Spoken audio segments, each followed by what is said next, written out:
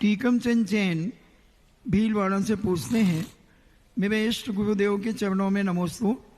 गुरु जी, हमारे मंदिर जी में भगवान की वेदी पर श्रीमंदर स्वामी की मूर्ति विराजमान है और उनका हम प्रक्षाल और शांति धारा कर सकते हैं क्या? क्यों नहीं कर सकते? क्योंकि वो अरहंत भगवान है, वर्तमान में विद्यमान है। विदेह क्षेत्र में पूजा आराधना भक्ति करने में कोई बाधा नहीं है, वंदनीय है, पूजनीय है, अभिषेक के योग्य है।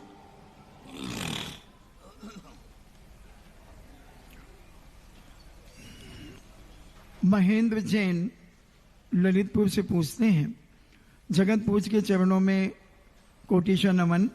पूजवर, हम लोग जब श्री सम्मेद शिखर की वंदना पर जाते हैं और डोली पे बैठते समय बड़ी एक गिल्टी फील होती है, एक वेदना होती है कि हम लोग डोली में बैठ कर के वंदना कर रहे हैं और मजदूर हमें उठा कर के ले जा रहे हैं, तो इसमें क्या हमारे पुण्य में कमी आती है? पुण्य में कमी तो क्यों नहीं आती? हर चीज में कमी आती है। नंबर भी कम होते हैं। यदि पुण्य में कमी नहीं आएगी तो फिर सभी लोग डोली से करेंगे ना। तुम्हारी शक्ति नहीं होना ये पुण्य की हीनता है। पैदल वंदना नहीं करवाना भी, ये भी तो तुम्हारे पुण्य की कमी है। इसलिए, लेकिन दोष महादोष इसलिए नहीं है कि उन डोली वालों को कष्ट नहीं होता, संक्लेश नहीं होता। वो तो चाहते हैं। तुम डोली में नहीं बैठोगे तो कष्ट होता है, डोली में बैठोगे तो बड़े खुश होते हैं। वो तुम्हें मनाते हैं कि सेठ जी डोली में बैठ जाओ, बाद में पछताओगे, रास्ते में डोली नहीं मिलेगी। इसका अर्थ है वो क्या चाह रहे हैं कि तुम डोली में। मैंने ऐसा करके देख लिया है। एक सज्जन को मैंने कहा कि भाई तुम मरने के बाद तो 4 लोगों में जाते हो, तुम जिंदा पे जा रहे हो, इससे अच्छी तो वंदना नहीं करते तो वह ठीक था।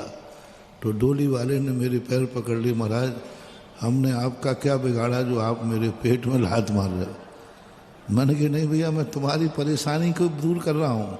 बोले नहीं, आप तो ये कहिए कि जितने जैनी आए वे सब डोली से ही वंदना करें। हम लोगों को डोली जिस दिन नहीं मिलती है उस दिन हमें दुख होता है, हमारे घर वाले दुखी होते हैं, हम पाप कर्म का उदय मानते हैं। और जिस दिन डोली का हमें डोली मिल जाती है करने के लिए, उस दिन हम लोग अपने आप को पुण्य मानते हैं कि आज पुण्य का उदय है जो डोली हमें ले जाने को मिल गया।